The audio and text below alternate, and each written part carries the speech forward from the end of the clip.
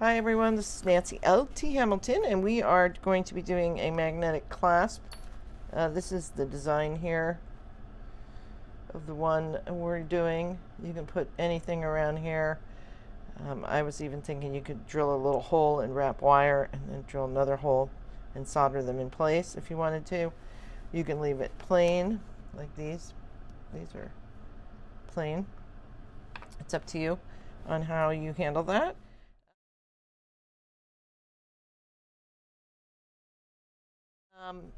For this project, you want to be able to make some tubing for the outer dimensions. It needs to be able to fit this magnet in here. Where are my notes? 1/4 by 1/16 niobium magnet. I'll have links to it. And this tubing should have an internal diameter of 6.5. We are using 26 gauge to make this tubing. So you want to cut a piece about a little hair less than 23 millimeters to create the tubing. Don't forget to watch the video on how to make tubing. That will help a lot. Then we also, and we need about, oh gosh, I would say at least this long, because you need to make two. See, actually this is the one. This is plenty. This is enough. You can make several. Let's see, you also need, a tubing that's going to fit inside of it, which is external diameter is 6.5 millimeters. So you want this to fit tightly in here. We're going to cut part of this and embed it down inside here, and it's a seat for the magnets to sit on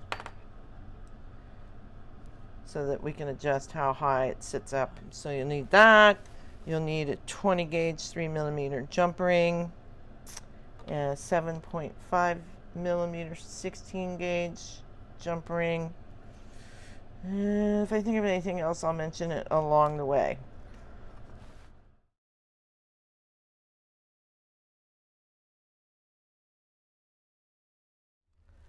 We need to start the project by cutting a 7 millimeter piece of the outer tubing. This will go into the bead cap. It will also have the seat inside of it from the smaller tubing, and it also will be the decorative blank space for you to either put gallery wire or some other kind of embellishment on the surface. First thing we're going to do is, this is 400 grit polishing paper. We're going to go ahead and just kind of clean up that edge and also rub the jump ring a little bit. As we'll do both sides, because then we don't have to go over to the soldering area and go, which side was it on? And now we're going to go do some soldering. I've drilled out a recess here on this soft charcoal block, and that's to be able to put my cap in upside down so it's nice and stable. Flux over here. There you go. I'm just going to dip this jump ring in the flux and grab a piece of solder here. The seam on top. Using only my butane for this, just easier. Make sure that seam is all done. I'm going to put the jump ring into the pickle now, and then we will solder these two together after it's clean. One last step I almost forgot before soldering this on to the Bali style bead cap is you want to remove any reminder of a seam. See that seam right there? I want to get rid of that. We're going to go ahead and ball up 3 pieces of solder, 1 hose. Okay, so dipped my jump ring into my flux, and And this is cooled by now, and I really want to make sure that it's right on where I want it to be. Now's the time to move it around because it's impossible later. Okay, that looks pretty good. So now I need to get the torch out. I'm going to warm this up so that the flux seals it in place. Start to warm up my pick. I'm going to pick up a little piece of solder. Another one.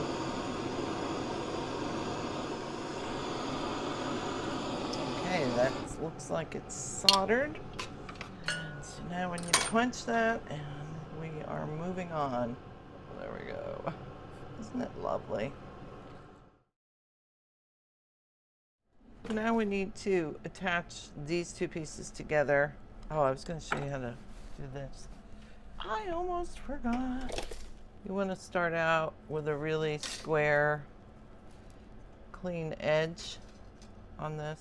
And you can do this on a mandrel if you've got one that's the same size. I actually think I have bezel forming pliers that, yeah, this is pretty dang close. So it's a lot easier with these because you can hold on to that edge, and then I just curl it around like this as tightly as I can and try to hold it so that it doesn't slip because you want it tight. And I draw a line where they cross and saw this so that it's nice and square, and then solder this together on the ends like a jump ring. So you end up with a roundy dude like that.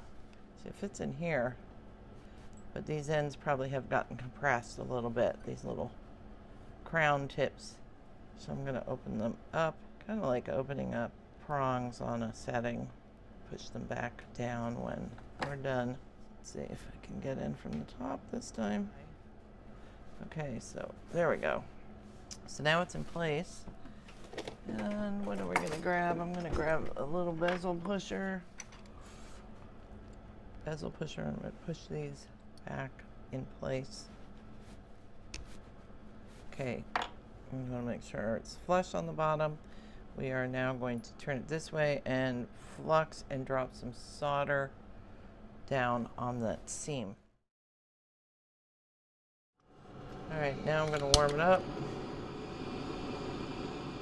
I dipped it into my flux bowl to coat everything properly with flux. Last piece. Okay, here we go.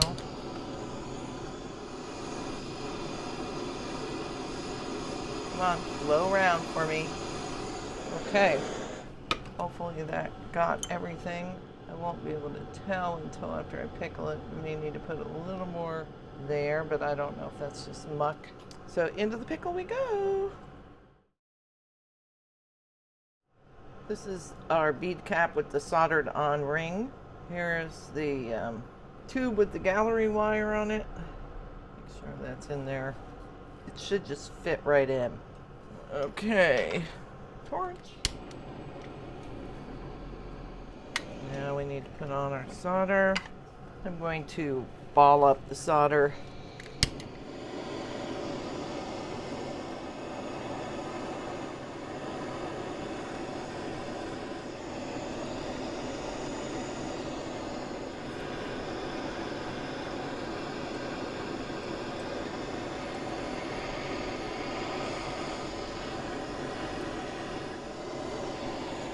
All right.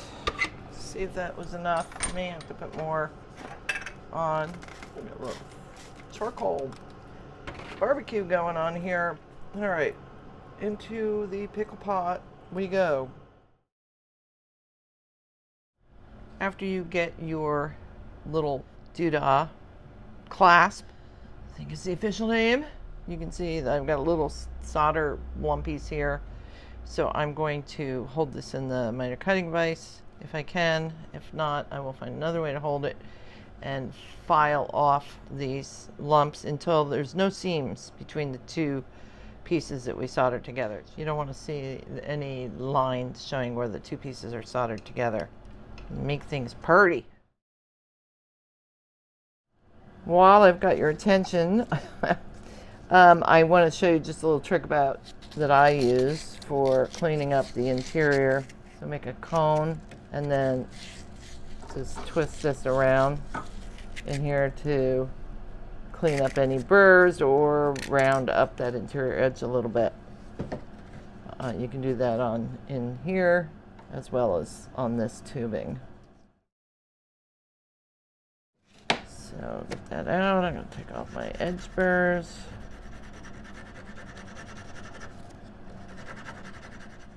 All right, that feels better. Anyway, we've got a piece of 6.5 diameter tubing, and because we used a 7mm tube to create this, it should be, when I put it in and push it all the way down and mark right along this edge, this should be 7mm, which it is, and I've already marked it, as you can see. So then came the part where how do I determine where to put the center tube, which is kind of acting like a seat to hold the magnet on when we glue them in, because this is going to sit on top like that inside this thing, because otherwise it's just too loose. So, because I don't have a magnet exactly fit, so I'm adapting and I'm making the seat, and the seat is going to be a slice of tubing, but I have to calculate how much. So we are going to try to make some mathematical sense out of this. Basically, for the male side of this sticks out a little bit so that it fits in here and kind of locks in place, so it won't get snapped off if it's hit from the side. So the male side is going to have 3 1/4-inch magnets that are 1/16 inch thick each, or any 1/8 inch and a 1/16 inch or 3/16 inch, however combo you want to do. But the female side will only have 1 magnet, and that's 1/16 inch. So you'll need at least 1/16 inch. And you can see how these work together, right? 3 here, 1 here.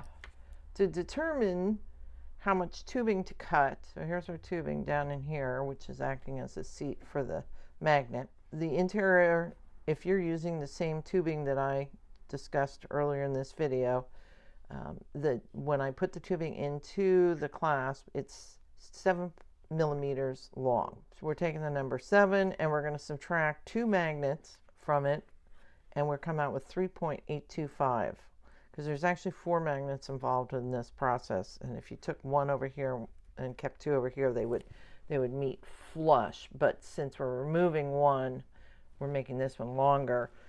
We're essentially reducing each side, each 7mm piece of tubing by the width of 2 magnets. So that comes out to 3.825, which is really almost impossible to mark and saw. I would round up to 4mm, 4.1, something like that. And then, if you have, hold on, we need a thing. This is a well-made version of a tubing cutter. See how narrow this slot is in here? That slot keeps the blade from moving side to side. If you have the one with the red handle or one that has a wider gap here, the tendency for you to not cut as accurately will be greatly increased. Therefore, I recommend doing this at maybe 4.2mm, because when you put it in the miter cutting vise and it's not cut perfectly square, you have a lot more material to remove, and you don't want these too short, these tubes, but you also don't want them too long. But it's still better to make them too long than it is too short. Phew. Okay, so we're rounding it up to 4 or 4.2, 4.3, something like that, and then putting it in the miter cutting vise to file flat and removing a whisper, a hair, a tad of metal, so that we end up hopefully somewhere about 3.825 millimeters. I hope I didn't scare the heck out of you. I also wanted to make one note on tubing. The interior diameter on my tubing is about 6.5. I cannot find this tubing, any tubing with a 6.5 interior diameter. I just haven't been able to find it. But I did find a 6.35 millimeter piece of tubing that could potentially fit inside as the seat. Actually, it would fit inside. And since it doesn't matter what the inside of this looks like, this tubing only has to be tacked in one spot to be able to bear the magnet, then this tubing you could use instead of making a second set. And this is at Rio Grande, and it's item number 100090714. So anyway, that's the only place I found that has anything that would work as a seat for the magnet. So if you want to cheat a little bit, get some of that. Okay, enough. You want to be as precise as you possibly can in both marking and cutting. So I've got my little mark there, and I need to get my tube cutter out, which makes it difficult because it's very hard to cut exact on these things, especially when they don't really fit in here. Okay, and I want to really line that line up right dead center of that cut. Push this in, lock it down. So what I'm going to do is I'm going to keep this pushed up and down against that and slowly saw around the perimeter, keeping it in this one slot over here. Those of you who have the other type with the wider slot here, you're just going to have to take it really slow, I guess, or add a little extra for cleanup. Maybe 4.2 if you can pull it off. Okay. All right, so now that has to go on the miter cutting vise to hopefully only take off 0.33 of a millimeter. So you can go ahead and even take a look at this to see. So we are like exactly at 4 right now. So I am hopefully only going to take off the teeniest amount. So I want to really sight down here. There we go. There we go. That looks pretty good. Let me zoom in here. Can you see how much that's sticking out? It's like two fingernails. Maybe, no, one fingernail. So I'm going to file this down, and then we're going to check our measurement again. Always remember, every time you cut, you need to put your base tubing back in to clean the edge up. So you start with a pristine edge, okay? Okay, here it's out of the vise. I don't know if you can see, but it's just a hair under 4, which is about where I want this. So with any luck, I can get the second one to be the equal size, and everything will work right. So these look pretty dang equal. I just now hope that they work. So pretending I haven't screwed up and already soldered on the jump rings, there are 3 steps left. First, we need to make sure that our clasp closes with the magnets on it. So we can look down here and see that this looks like 2 1/4 inch, even though, 2 1/16 inch, even though it's an 1/8 and a 16. So the height is probably really good, but you really need to check by shutting it. If it's 2, if you've got a gap like that, that's not great.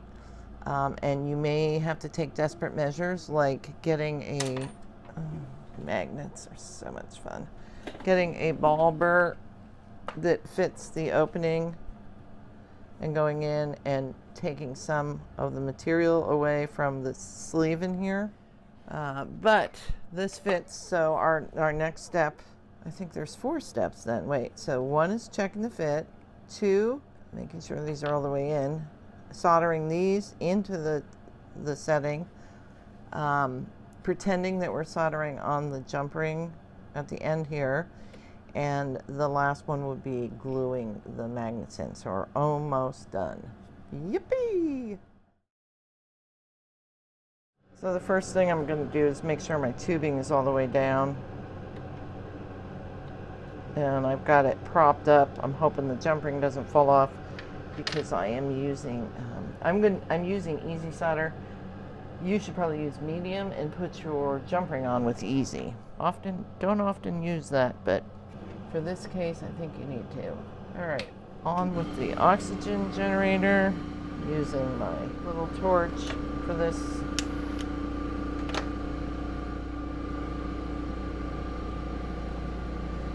And I'm going to heat it up just to dry the flux.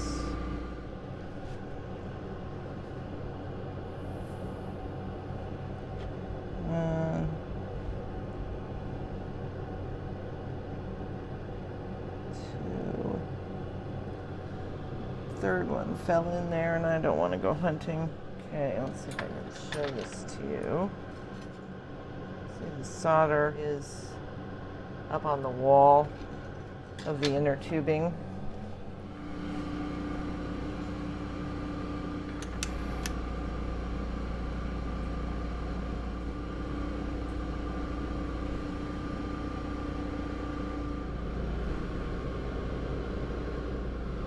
Balled up in there. Trying to get the flame in there. That flowed. Well, the others either flowed or fell in. I guess I'll check that out now and then proceed on to the second one. And this jump ring's still on. Yippee! So if you've got a miter cutting vise, you can use it to actually hold things too, besides, you know, flattening edges. So it's nice to hold the bead cap in while you flatten the top of the ball so that you can attach your jump ring to. And for tightening that, you can use either what do you call it? Parallel pliers, which hold on to things pretty tightly, or just hold it in some flat nose and do a couple swipes over the top of it. That way, when we put these surfaces together, there's more surface area for them to be joined, creating a stronger bond, just like we have. All right, moving on. I'm working on two clasps concurrently, so I'm going to just show you this step using the other piece while one we started with is in the pickle. Okay, warm up. I'm ready flux. Put a dab of solder on top. We're essentially sweat soldering a jump ring on to the ball on the top. Okay, now I'm gonna try not to melt the jump ring. Okay, it flowed, and I don't want to move that at all while it's still hot because it can snap off. The jump ring can snap off in the cross lock. So that worked. I have one more to do. So that's one of the steps you will need to do if you want to attach it to anything, that is, darling. So I'm going to tell you a very sad tale. I had such a traumatic day yesterday afternoon trying to finish this up, and everything went wrong. It was just wonderful. This is the joy of making something for the first time. So I just I gave up.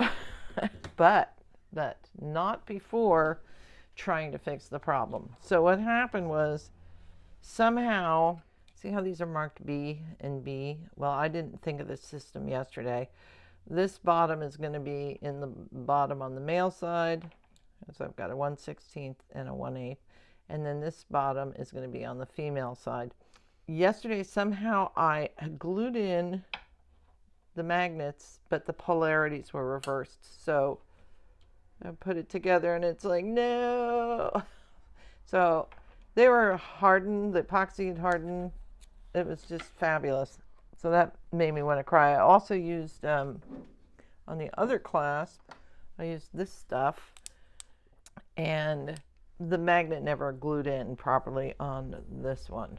And I also somehow wedged a magnet in on the other side, and I had to solder the jump ring on so it demagnetized the magnet. So right now, that is sitting in hot water with a tablespoon, actually more than a tablespoon, probably 2 tablespoons of alum and it's been in there an hour now. There's parts starting to come off of it, so I may have to keep it on for several hours. Sorry to interrupt the video, but I just thought this was so cool. This is the magnet in alum and hot water. It's definitely doing something. Anyway, it's over there cooking, and hopefully with time that magnet will be eaten up enough that I can pry it out of there. In the meantime, this clasp is partnerless, so he can go sit over there on his magnet. Try to smile a little. All right, so putting these together, I've got to clean these insides up a little bit. I've got gunk from before, so I'm going to do that, and then I'm going to show you my epoxy method that hopefully works this time. I was looking around for something to hold these in and then saw this and went, I wonder if they'll work in there. We've got our two bead, whatever they are, magnetic clasps. This stuff I got turned on to in the beginning of my jewelry making adventure, and I always used it for pearls, but I think it will work just fine for magnets. So anyway, we want to put equal parts of B and A, or A and B. Close. And then I made a little paintbrush by hammering the end of a toothpick and blend these together. Stuff sets up pretty quickly, so we don't want to mess around too long here. Okay, so before what I did was I was painting the magnet, but I think it's way better to paint the inside of this. Try to keep it down low, and you don't want too much because it'll ooze up the sides. Bottom, pushing that down, and I'm going to take off this. Make sure I don't have it globbed all over everything, so it's going to go in that little holder and sit there until tomorrow. With any luck, this time we will have success and we can move on and finish this video for you. So, as all good things tend to do, they end. And this is the end of the video. I'm happy with how this turned out. I think it could be better. There are some things about it that I don't like. It doesn't fit quite right in this seam, which means my seat isn't level or my magnets aren't. But all in all, I think it works. It's not going to slide off sideways because it has the male and female configuration to keep it level here. So all in all, pretty happy with it. This poor guy, remember the one that had the magnet stuck in it from the other side, on the other side? So far it's been 3 days. It's been an alum. Just every day I go in and scrape out a little more, and maybe in a year I will get all the alum out and finish this clasp. Look for more videos. I have a couple other designs that I'd like to try out with you. So I'm going to say goodbye. This is Nancy L.T. Hamilton, saying ciao. Love you guys.